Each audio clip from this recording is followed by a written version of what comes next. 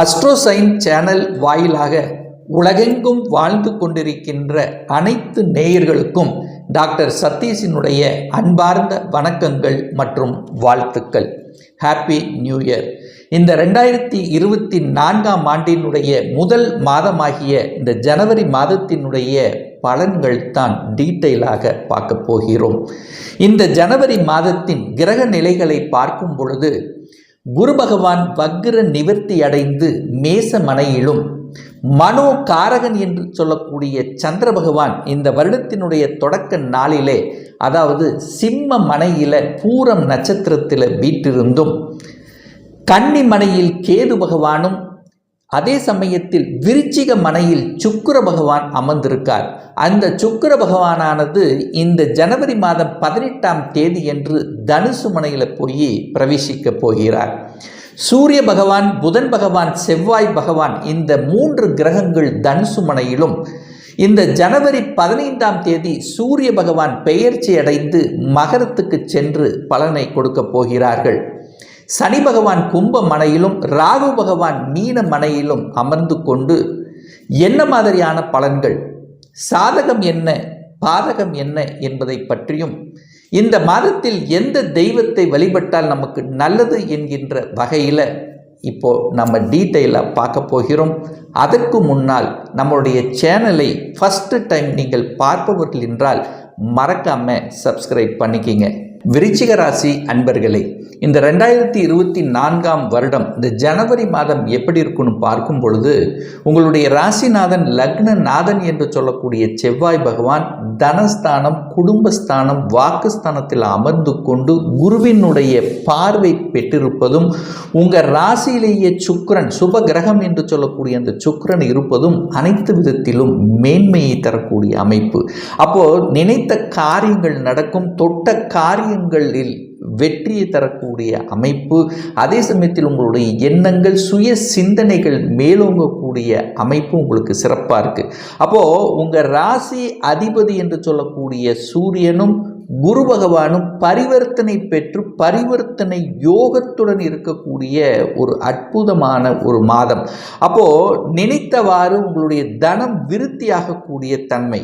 ஏன் சொல்கிறேன் அப்படின்னா, தனகாரகன் என்று சொல்லக்கூடிய அந்த குரு பகவான் அந்த தனஸ்தானத்தையே பார்க்கிறார் அல்லவா, அது தனது 9ஆம் பார்வையாக. அப்போ பொருளாதாரம் சார்ந்த விஷயத்தில் ஏற்றத்தை தரக்கூடிய அமைப்பு.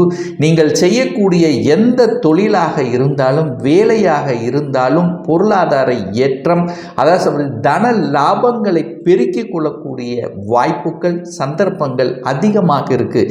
ஏன் சொல்கிறேன் அப்படின்னா, உங்களுடைய தனஸ்தானத்திலேயே பார்த்தீங்கன்னா சூரியனும் புதனும் இணைவு பெற்று புதன் ஆதித்ய யோகத்துடன் உட்கார்ந்திருக்கார்.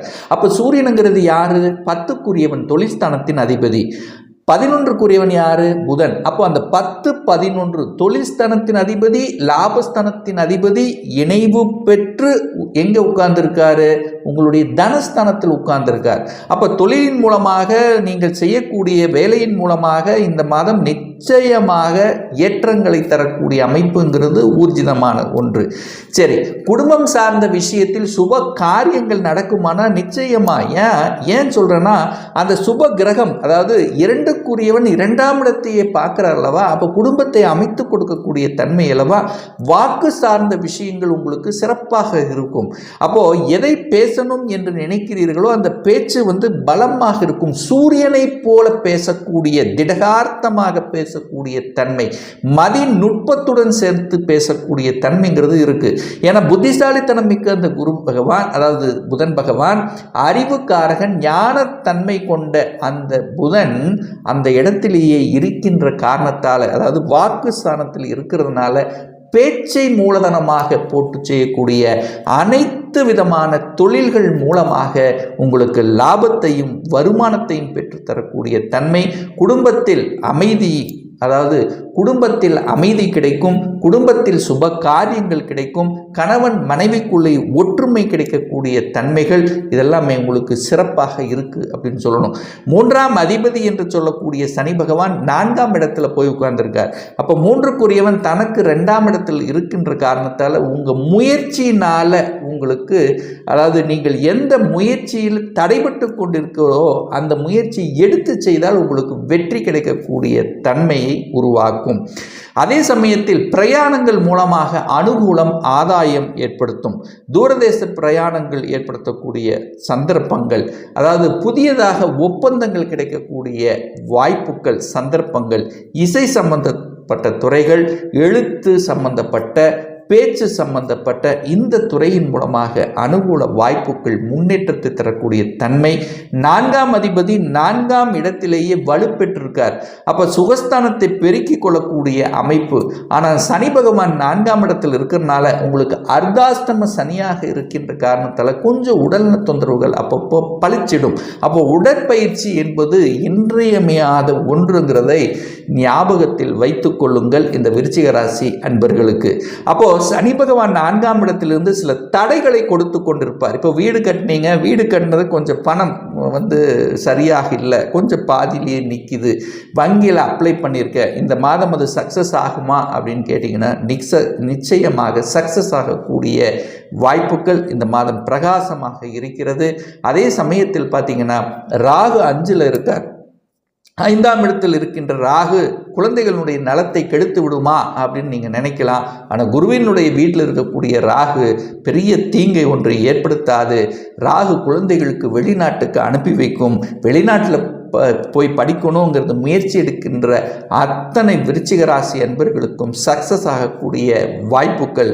குழந்தை பிறப்புல தடைகளை கொடுத்து கொண்டிருந்தது, ஒரு ட்ரீட்மெண்ட்னால எங்களுக்கு சக்ஸஸ் ஆகுமா அப்படின்னு கேட்டிங்கன்னா நிச்சயமாக சக்ஸஸ் ஆகும். ஏன்னா ராகுங்கிறது, அதாவது குரு அப்படிங்கிறது செயற்கை, ராகுங்கிறது இயற்கை. அப்போ குருவினுடைய வீட்டில் ராகு இருக்கின்ற காரணத்தால் செயற்கை முறையில் குழந்தை பிறப்பு அப்படிங்கிறது சாத்தியமான ஒன்று அப்படிங்கிறதையும் நீங்கள் மனதில் பதிய வைத்துக் கொள்ளுங்கள். அப்போ குழந்தைகளினுடைய நலன்கள் திருப்திகரமாக இருக்கும், குழந்தைகளுடைய படிப்பு நல்லா இருக்கும் அப்படிங்கிறத அமைப்பு. குரு 6ல் இருக்கின்ற காரணத்தால் அந்த 12ஆம் இடத்தை பார்க்கறதுனால நீங்கள் வெளிநாட்டில் போய் செட்டில் ஆகணும் அல்லது வெளிநாட்டில் வேலைக்கு போகணும் என்று ஆசைப்பட்டு கொண்டிருந்தவர்களுக்கெல்லாம் அந்த ஆசைகள் பூர்த்தியாகக்கூடிய வாய்ப்புகள். வெளிநாட்டில் அதாவது வெளிநாட்டிலே செட்டில் ஆகணும், ஒரு பிஆர் அப்ளை பண்ணி நான் காத்து கொண்டிருக்கேன், அதுக்கான ஒரு முயற்சி எடுத்து கொண்டிருக்கேன், சக்ஸஸ் ஆகுமானா நிச்சயமாக சக்ஸஸ் ஆகக்கூடிய வாய்ப்புகள், சந்தர்ப்பங்கள் சிறப்பாக இருக்குது. ஆனால் கடன் மட்டும் தன்னுடைய கெப்பாசிட்டிக்கு மேலே போயிடக்கூடாது. ஏன்னா 6-12 தொடர்பு ஏற்படுறதுனால கடனை வாங்கி கடனை அடைத்தல் அப்படிங்கிற நிகழ்வுங்கிறது ஏற்படுத்தும். அதே சமயத்தில் அந்த எதிரி சம்பந்தப்பட்ட விஷயத்தில் கொஞ்சம் ஜாக்கிரதையாக இருக்கணும், கொஞ்சம் ஏமாந்துடக்கூடாது அப்படிங்கிறதையும் நீங்கள் மனதில் பதிய வைத்துக் கொள்ளுங்கள். இந்த 7ஆம் அதிபதி என்று சொல்லக்கூடிய சுக்கிர பகவான் உங்களுடைய, அதாவது ராசியிலேயே இருக்கின்ற காரணத்தாலும் அந்த ராசியில் இருந்து 7ஆம் இடத்தை பார்க்கின்ற காரணத்தால் கலத்திர காரகன் தான் அந்த சுக்கிரன். திருமணஸ்தானத்தை பார்க்குறார் அல்லவா, குரு பகவான் அதாவது குடும்பஸ்தானத்தை பார்க்குறார் அல்லவா. அப்போ குடும்பத்தை இணைத்துக் கொள்வதற்கும் திருமணம் போன்ற சுப காரியங்கள் செய்து கொள்வதற்கும் ஒரு ஏற்ற மாதமாக உங்களுக்கு தென்படுகிறது. உங்களுக்கோ உங்கள் குடும்ப உறுப்பினர்களுக்கோ சுப காரியங்கள் செய்யக்கூடிய வாய்ப்புகள். 8ஆம் அதிபதியான அந்த புதன் பகவான் குடும்பஸ்தானத்தில் இருக்கிறதுனால பணம் கையாளுகின்ற விஷயத்தில் மட்டும் கொஞ்சம் ஜாக்கிரதையாக இருக்கணும்.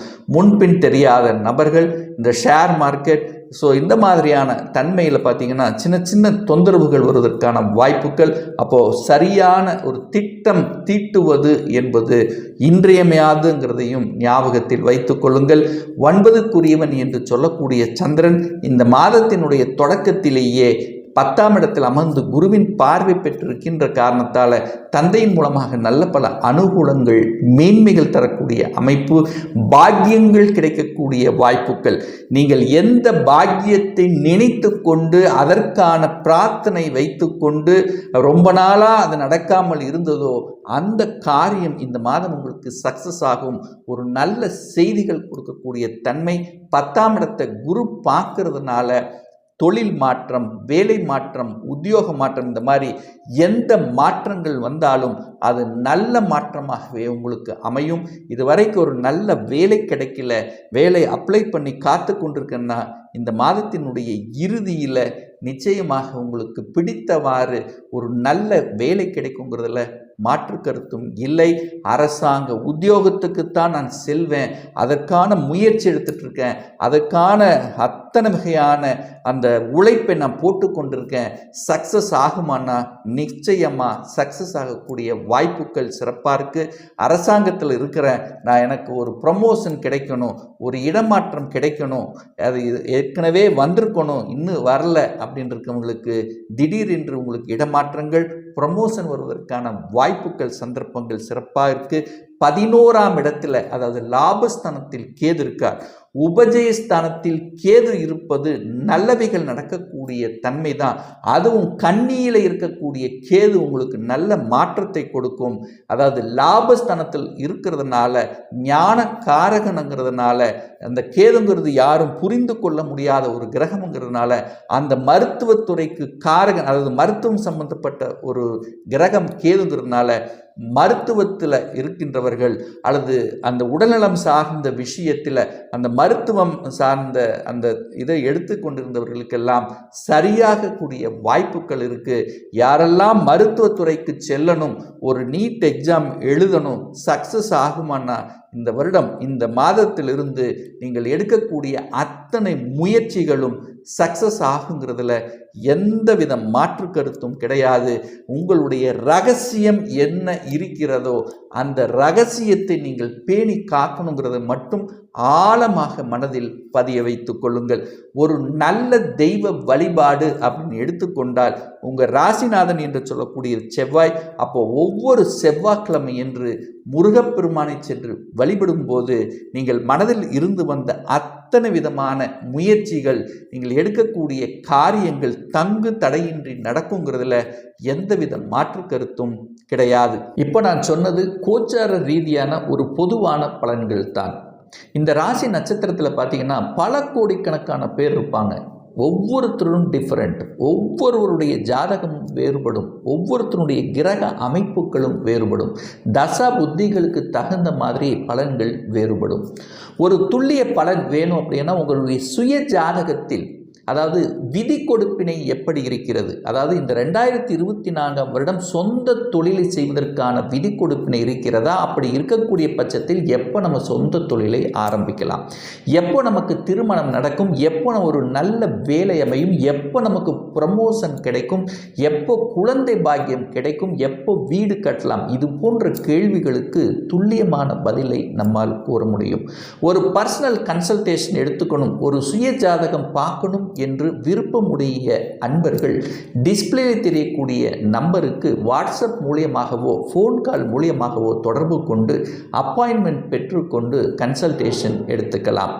இந்த பதிவு உங்களுக்கு பிடித்திருக்கும் என்று நினைக்கிறேன். பிடித்திருந்தால் லைக் பண்ணுங்கள், கமெண்ட் பண்ணுங்கள், உங்கள் நண்பர்களுக்கும் உறவுகளுக்கும் ஷேர் செய்யுங்க. நம்ம சேனலை ஃபஸ்ட்டு டைம் நீங்கள் பார்ப்பவர்கள் என்றால் மறக்காமல் சப்ஸ்கிரைப் பண்ணிக்கிங்க. பக்கத்தில் இருக்கின்ற பெல் பட்டன் மற்றும் ஆல் நோட்டிஃபிகேஷனை கிளிக் பண்ணும்போது நான் போடக்கூடிய அடுத்தடுத்த பதிவுகள் உங்களுடைய நோட்டிஃபிகேஷனில் வந்து சேரும். இந்த ராசி நட்சத்திர நேயர்கள் அனைவரும் வாழ்க வளர்க வளமுடன் என்று எனது வாழ்த்தினை தெரிவித்துக் கொண்டு விடைபெறுகிறேன். நன்றி, வணக்கம், வாழ்த்துக்கள்.